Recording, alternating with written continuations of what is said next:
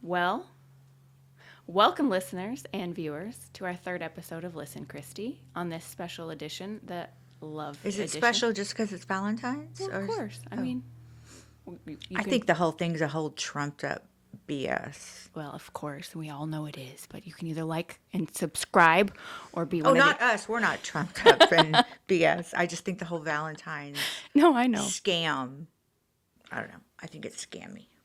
Well, I mean, if you don't show that the person you love them the other 364 days of the It's year. a mute point. Right. Are you really going to pull one off on Valentine's Day and be like, no, babe, today I promise, like, I'm going to make it special Today's for you. your day.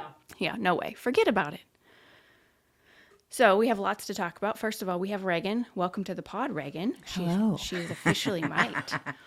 Reagan, the wonder producer. You know, one of the things that I realized as we've, done this now for the third time is I can't start storytelling with Reagan when she gets here to film because all of it I want to talk to her about during the pod. And so this is much better now that she can actually respond. I agree. I have a lot to say. I know. So on this very special Valentine's Day edition, we'd like to remind you that we are Listen Kristi, and you can find us on all those social media channels. Twitch, not included. Twitch not included because we don't know what Twitch not Twitch included, is. but Instagram, Patreon, Facebook, X, obviously YouTube. Like and subscribe.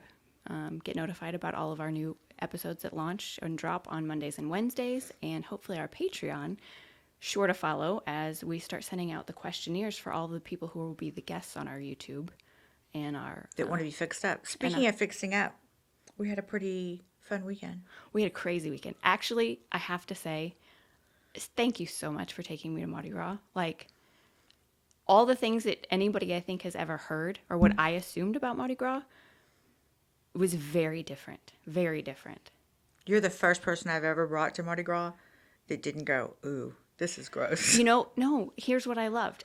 Every single person I saw, it didn't matter if they were in a parade or on the streets and maybe it could have been, the 3 cups of booze that they were each holding, but every single person was just happy. Happy. And happy to be there, happy to be dressed up. And, I even venture to say, like, this is the OG drag show. Like, everybody there was just fully embracive of the community and however anybody appeared and, yeah, there was a little TNA out everywhere you looked.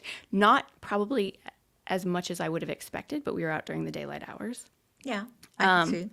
But yeah, true, like just unleashed happiness. And it didn't matter if you were visiting from somewhere or you were a local. People were just so kind. Look, we walked into the one hotel with a bar in the middle of the day so we could just stop and take a break and watch a parade go by. And those men were like, here, take our seats. Yeah. We don't, Yeah.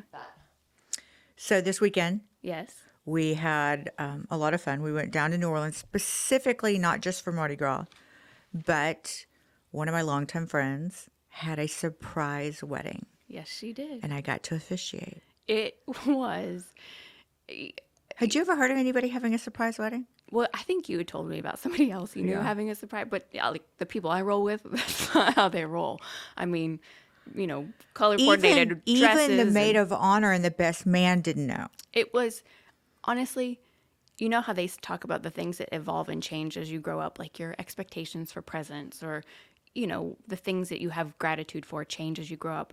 Witnessing a surprise wedding go off like that without a hitch, so fun. I was like, every wedding should be this way. Right. Like, what the pomp and circumstance, the expenses, the invitation, like, just have a party with people who love you and you love and, have a mishmash of crazy food. And, that was kind of the little test. In other words, she's like, yeah, if I reached out to 250 of my friends and told them all we were getting married, they all be here and I'd have to feed them and the booze and everything that goes along with it. But she said, this way, we're just having a party. So somebody brings a dish. Right. And she said, then no one, in other words, the people that aren't there Right. really probably were on the fence Well, they about didn't show spending for it with me. a party, so Right, they didn't show up for a party. So why should I feel obligated to include them in my feed wedding. them and quench them and everything just because they knew it was going to be a wedding? Right. Okay, so let's tell everybody how this whole thing goes off.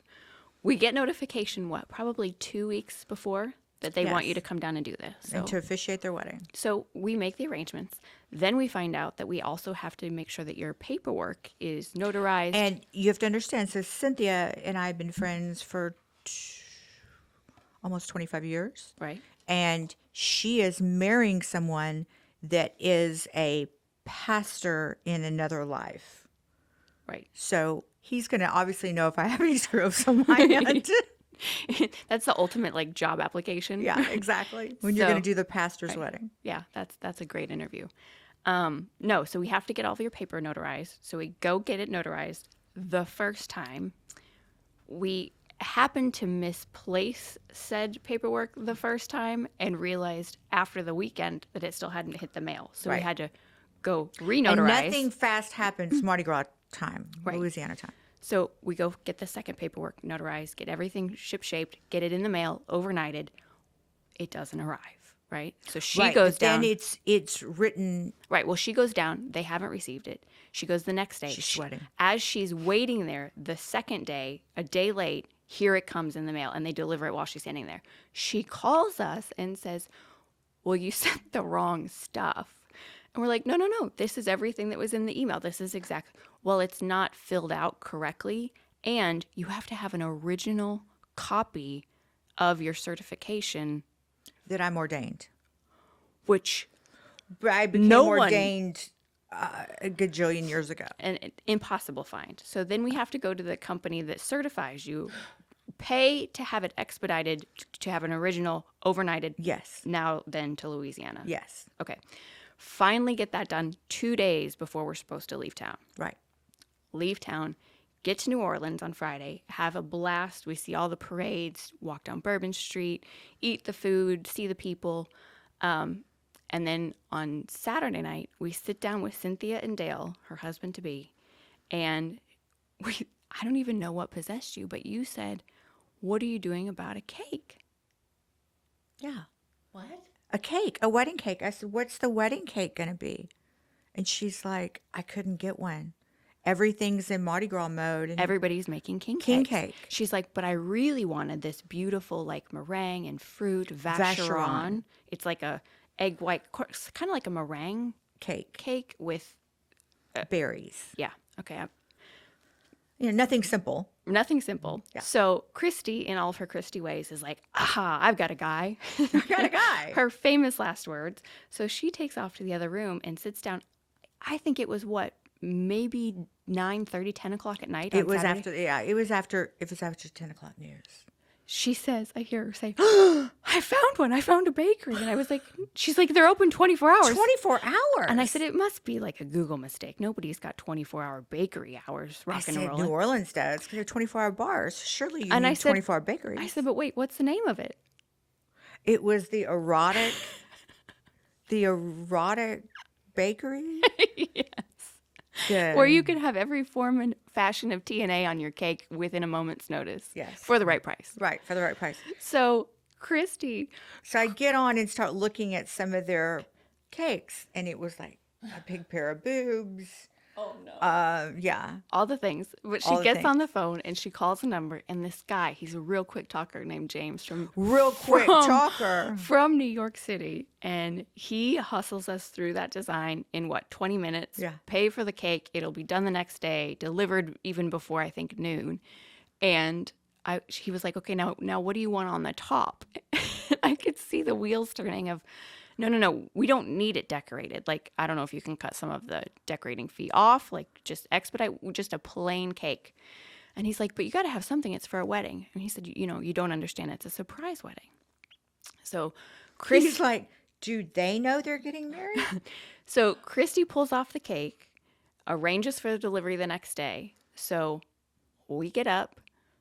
Super Bowl party starts at like 4 o'clock. We're hanging out around the house, talking to Cynthia, talking about how the whole thing's going to go later on this evening. And they're expecting, 150, 200 people? 200 people there, right.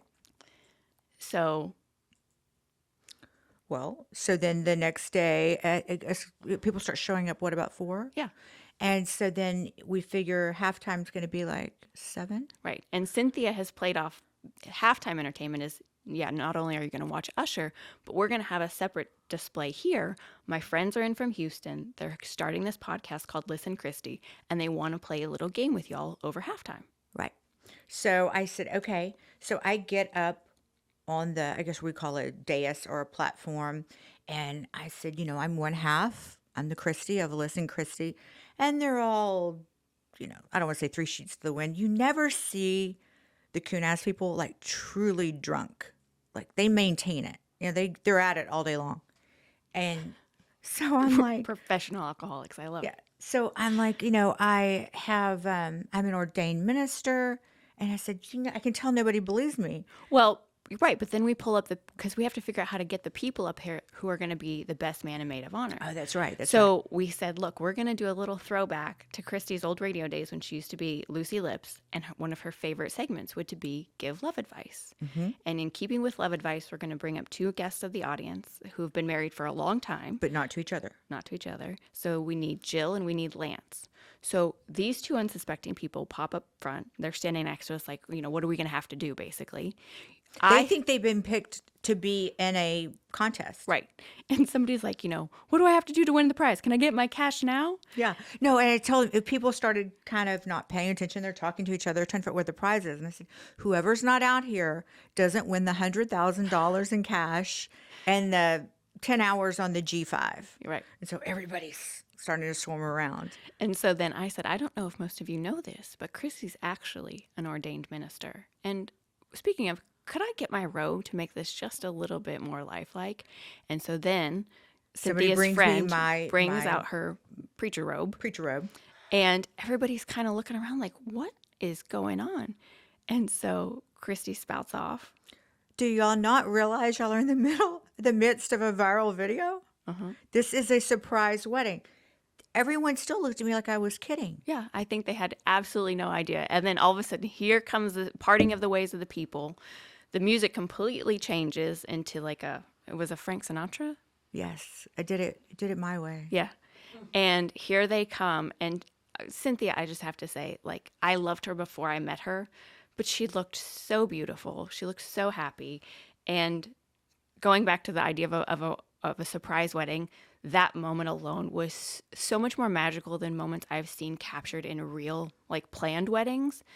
That was what made it special. When the people parted and she had on this beautiful eggshell colored Blazer with pearls and bling and diamonds, and it was so classy, and she that was the epitome of a beautiful wedding. And they walked each other down the aisle, and people they got right in front of me, and then people started clapping, realizing they were in the middle of a wedding. Right. And so, I mean, we've got lots more stories. We've got tons of video. We had lots of outtakes from the rest of the night. And we tried to video as much as we could while we were there. So we'll share some of that stuff on our Listen Kristi Instagram page.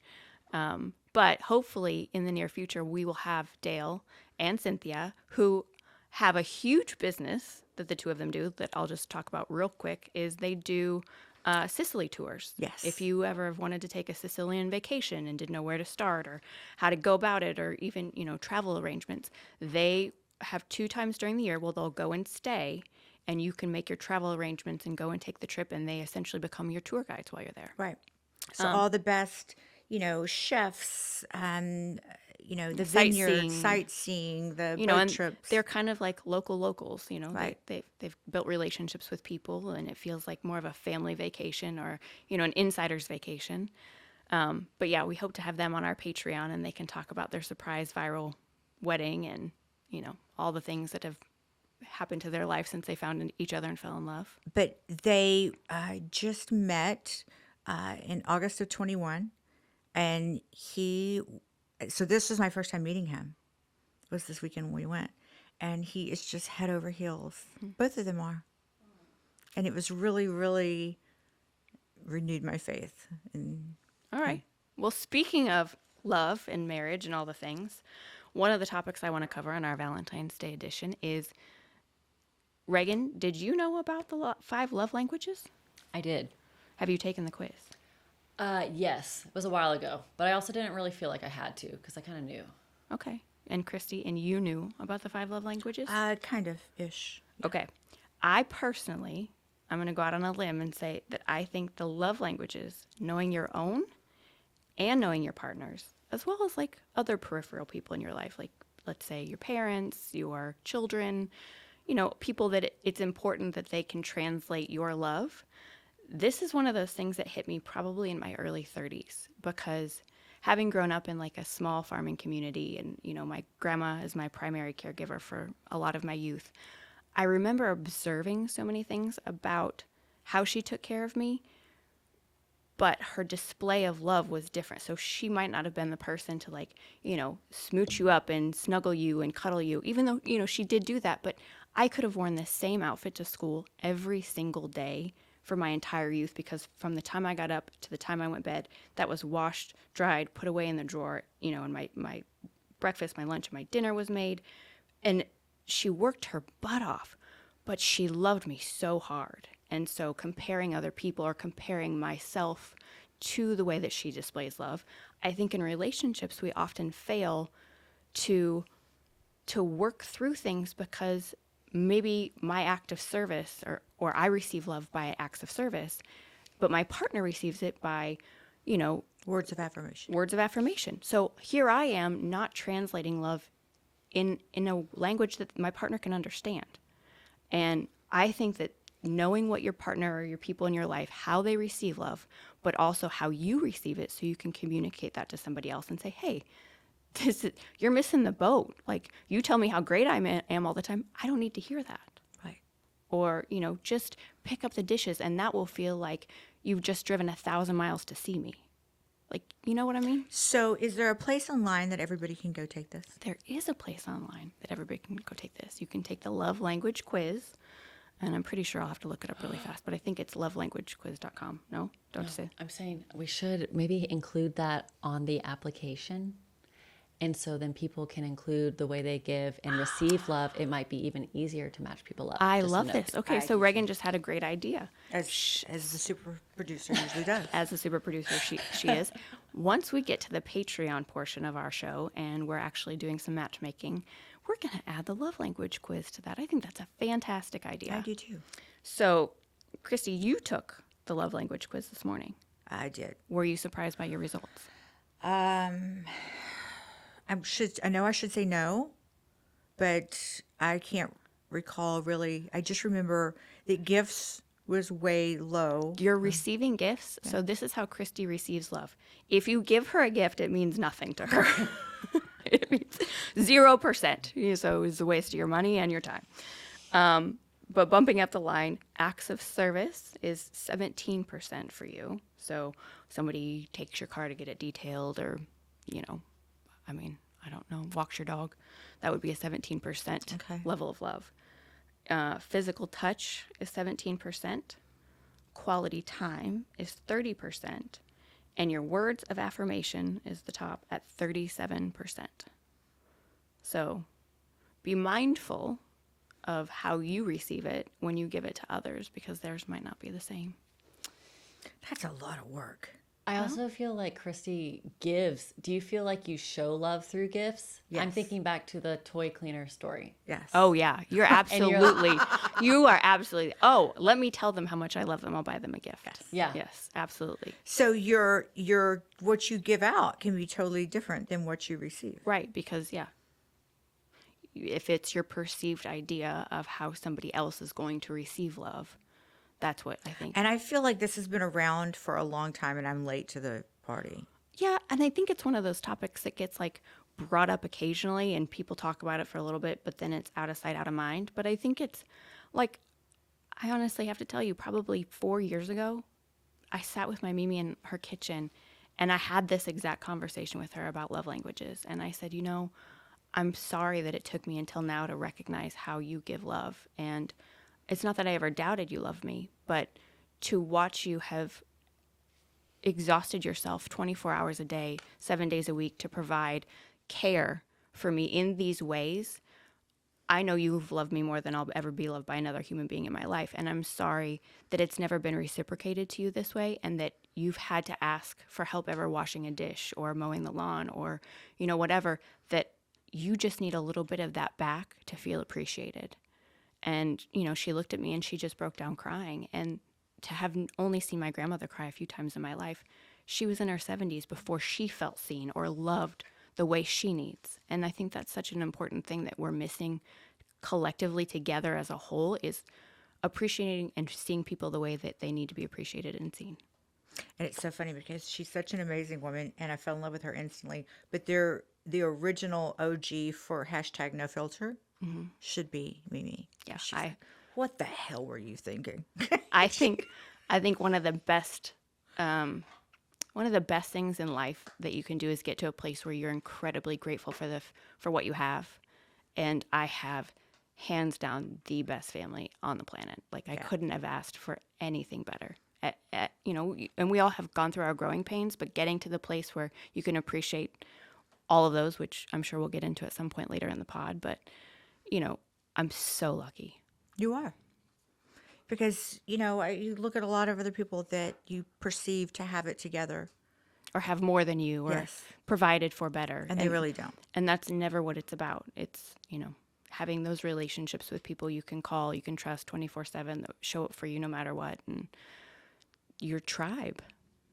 And telling them all the time that that's what they mean to you. Yeah, it's not just one day a year. Right.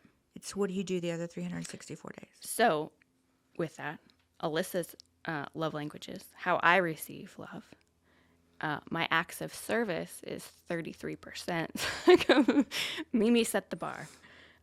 Quality time is 27%. Physical touch is 23%. Receiving gifts 10, and words of affirmation 7. And I think that's so telling too, because like I remember if like my report card was an A+ and it was printed in the newspaper, that got posted on the fridge. But other than that, like, we didn't talk about it. Like, Right. You're expected to be good. Go be good. Go do good. So you want affirmation for doing the right thing? No, No. I mean, that would be. Oh, right. That was all you got. Like, Yeah. just don't be a dumbass. So Don't be disrespectful. Don't right. be- You went through life thinking, you know what, if I cross my T's and I dot my I's, everything's going to be fine. And I don't need anybody to tell me twice of, what my responsibilities are. So, Mimi and Papa did, and your mama did a great job. yeah. So I looked up this old Cosmo article of like all the things, like what is guys, and there was like 50 randomized answers of a guy's favorite Valentine's Day activity, right? Every single one of them ended up in some other form of sex, except like number 31, he wanted to go to a fondue restaurant. And I was like, honey, your guy's gay. Yeah. He just didn't come out. A fondue restaurant. Okay. Yeah. But yeah, that was the generalized idea, just some food somebody else can prepare. Snooze fest. Yeah. Kind of boring. Well, what would your favorite Valentine's Day be then? To do some sort of like ridiculous pottery painting thing on wine. Well, actually, me and Nolan, I'm going to get us canvases, and I want us to paint each other's portraits. I thought you were going to tell me something like naughty, like naked. Well, I was also thinking maybe he could do like paint me like one of your French girls thing if he wanted to. See? But I Reagan's just think got it's ideas. hilarious if we have these like terrible self-portraits that we've painted of each other, like hung in like gold ornate frames with like the lighting, like the Baroque. Yes. That I was is- just thinking that would be so funny. And people are forced to come in and go, oh, it's lovely. Be like, yeah, those were commissioned. I think that is a great idea. But do you guys remember seeing that? I think that was kind of like a viral Valentine's thing a couple of years ago, where girls were painting their back ends and their legs, and I think that maybe the bottom of their foot or something, and then doing this. The actual art piece it created was really cool, and then you realized what it was. I think my sister did one, but yeah, it's like the bottom half. People will send pictures, I'm sure, but I'll show you what I'm You talking just about. sit down and it's your backside? Yeah, and it creates this kind of like stiletto-looking shape. I got you. That's abstract, but it was. If you knew what it was provocative. If you know, you know. Exactly. Okay. Well, And I feel like boudoir pictures have kind of come a long way in the last probably 10 years. That girls are more likened to go out and get dolled up and put the lingerie on and. You know, I'm a boudoir photographer. Oh, Reagan's a boudoir photographer? When I say like studio, I have like a boudoir studio. We just opened up a whole new world. You know, I'm a boudoir makeup artist, right? Yes. Okay, can I tell can I tell this story about one of the first boudoir scene I was ever in? It was not mine. I was the makeup artist, and the client, the woman being photographed, I knew her very well. And we go to this photography studio. It's actually when I met one of my very best friends in life, Jen. She was a photographer. And the second I walked through the door, it was like sparks flew. She and I enveloped each other in the tightest, biggest bear hug, and we laughed. And we go into this room with ice cold. This poor woman is, nipping, she's got on like a white t-shirt. She's about to get buck naked and be photographed in all forms and fashions of pretzel. So I think we put on some like sexy music. Maybe she had a cocktail, but we start photographing her, and it's I think it's a talent to be able to get somebody in that position to loosen up and feel comfortable, and be in a position where they're going to look at these photos later and actually feel something versus thinking, God, I was so uncomfortable and felt terrible. So my friend Jen proceeds to tell the story about how she had at one time photographed the pastor's wife boudoir photos, and she had this cute little pair of thongs on, and Jen was photographing, and she was like, oh, I'm sorry, I'm just going to reach in right here and just move that string. Oh, I just snapped your labia, didn't I? And then from that moment on, it was like no big deal that she was naked. Like, and from that moment, I just knew I loved her, and we have stayed close ever since. But boudoir pictures have been one of my favorite. I wonder if that rises. I bet it does around Valentine's. Absolutely. Yeah, maybe. I mean, I don't know when else, but I feel like with the whole women's body empowerment movement, that got a lot of, because women stopped feeling so shameful about their figures, or that, if they weren't a perfect size 2, or don't you think? Yeah. I've done a lot of shoots for like people or women who are not giving them to a guy. It's like just for themselves. Like they either lost the weight or got the mommy makeover or got the divorce and want to like celebrate themselves. Or she's getting ready to hit the OnlyFans. Yeah, sure. We could call it a brand shoot. A brand shoot. Okay. Yeah, I could see that. Yeah. Well, and people have gotten so much more free with posting and sharing those kinds of pictures. I mean, any Instagram feed now is... A decade ago, this was still kind of hushed tones. Oh, absolutely. It wasn't considered kosher to talk about it. And now, people are out there, oh yeah, having this shoot naked, and so-and-so's now they put it on their coffee table in books. Right. Yeah. I'm all for it. I think it's great. Yeah. Each to their own. I just think that if you're somebody that wants to embrace your sexuality or your body or whatever, and it moves you, and you don't have shame around displaying it, or you feel confident, absolutely. Like, I admire that in a person. I do too. Which, again, is back to probably why, and I'll say it again, that we love Bunny so much, is because she is exactly who she is, and she doesn't apologize for it. I tried to pay my bills once with somebody else's opinion. Didn't get you very far. No. So if it makes you feel good, do it. If it doesn't hurt anybody, if it doesn't hurt children and small animals or any animals, do it. Screw what anybody else has to say. Do it for yourself. Yep. Okay, so I was thinking about it.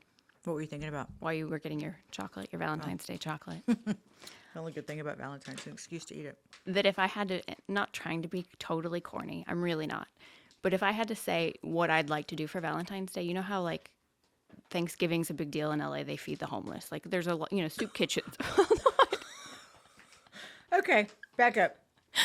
Hold on. Homelessness is everywhere, not just LA. Right. It's just, I always watch the celebrities go and do okay. it, right? Because those are the people who are broadcasting it. I have to say that at one point in my childhood, I spent quite a lot of time in a nursing home because my dad was actually dating one of the like candy stripers in the nursing home. This is another story for another day for a different time. But sitting and talking with some of the people in the nursing homes was so impactful, and just seeing the things that made them happy, or the things that they lit up about, or stories that they wanted to tell. I don't know. I think taking some candy and a puppy or something and going into a nursing home and actually spending time with people who are lonely, or, don't have somebody to shower with them with flowers or balloons or whatever. I'll let you finish that. I was just about to shower and then cut you off. You really are too good to be my friend. I don't know where you came from, but you're too nice to be my friend. No, it's true. I just, you and I have been watching the Mr. Beast videos, right? And he likes to, you start thinking, and we just talked about this the other day about gifts, and what you and I have both been accused of being the kinds of girls it's impossible to buy gifts for. Right. And why is it? It's not because our tastes are too high or our standards are too high. It's that we just have very particular tastes, and most of the time we get it for ourselves. And the things that people think that we do want isn't really what we care about. No. Like, you've told me since I've met you that if you want to do something for you that matters and makes a difference, write you a letter. Right. Write me a letter and tell me why I'm important to you, or, a memory about us, or tell me a story, make it matter. I tell my family that same story every year, and they look at me, no, not the letter, as if it were, Right. Giving blood with rusty needles. Right. And, my mom, for instance, like Christmas, I thought really long and really hard. And I've always been one of those people that I like the last gift on Christmas that's in 3 different sizes boxes. And, we play this game at my family, like, who gets the last gift? Like, it's always the best gift. And I was always that one that wanted to one up and do that present for someone else. And this year for Christmas, I remember you and I had watched an episode of The Housewives. I think it was New York. And every single girl on the episode really was down and sad and missing their mother. And they went into this discussion of what I'd do if my mom was here, or what I'd do if my mom was here.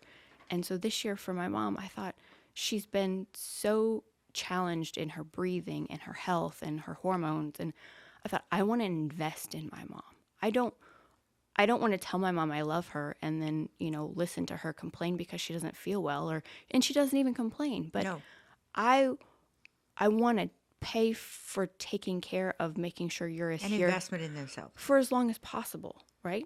But as far as gifts go, that to me, my mom agreeing to go to the doctor and do all these tests and working on it with me, Was just as important. that's the biggest gift I could have asked for, because it means you care enough about yourself to extend your longevity to be here with me, because I care about our quality time. I care about our relationship. And so I think when it comes to Valentine's Day, and I think it should be a reflection of, what are you really doing that's good in the world, and how are you giving back and making a difference? But that should kind of be every day. Right, but it's not. I think it's about, flowers and dinner and fondue and chocolate. I wonder if everyone decided to do a sit-in or I'm not going to participate this year, if Hallmark would go out of business. No, get out of here. Well, you kind of wonder, like with all the e-cards, and I wonder how that's hurt their business. I don't know. I think as long as we continue to, celebrate holidays, there'll be greeting cards. You're an optimist.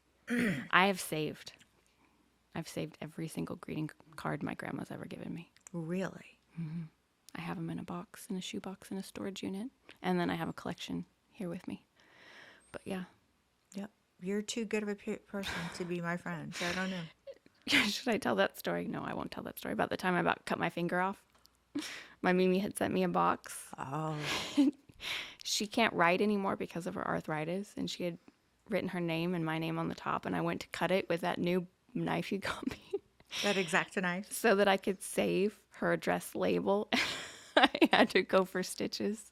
You're almost cutting your finger off. Yeah. See, it pays to be too sentimental. It does. Oh, and one of the things I wanted to mention before we close out our episode today is, if you've started watching or listening to this podcast, Listen Kristi, which you can find on Instagram, Facebook, Twitter, YouTube, X. Yeah. Like and subscribe. But next next episode, I'm super excited about. Very. Because we're going to have our first guest, a local talent agent. Her name is Nikki. And if you have ever been somebody that thought, oh my gosh, my kid's beautiful, they're so talented, Could be a movie star. they're a great actor, we have got the girl for you. She's been in the business for years. She knows all the tricks of the trade and has a lot to share with us. She discovered little Manny from Modern Family. Modern Family. Yep, she did. And yeah, it was really funny because I didn't realize he was from our hometown. And I was in the Bed Bath & Beyond. And there was a group of ladies that were kind of stalking him through the store. And he comes to my aisle and he just looks scared to death. And I see these people at the end and they're all looking at me. And I'm like, do you ever get that feeling like you're being followed? This is to the kid. And he goes, all the time. And I'm thinking, that was kind of an animated answer. I had no idea who he was. Did you realize afterwards? Well, yeah, after somebody told me. But he is absolutely adorable, and it's an entire family affair. You know, sister of both, actor and actress, and he got it with Modern Family, and Nikki helped him get there. yes, Nikki helped him get there. And, But you she's know- got great stories. Great stories, but she's also one of those people for me that when you meet somebody that you feel like is authentically doing their passion in life, What they love. what they love, what they were made to do, she's one of those people for me because when she talks about it, she lights up. It's ingrained in her, just like She has the best smile. she does. So yeah. Absolutely gorgeous. So don't forget to tune in to our next episode to catch Nikki, and like and subscribe to us anywhere you can find us on YouTube, Patreon, X, Facebook, Instagram, TikTok, all the things. Listen All the Kristi, things. LISSNKRISTI. And we'll see you next time. Say goodnight, Lucy. Good night, Lucy.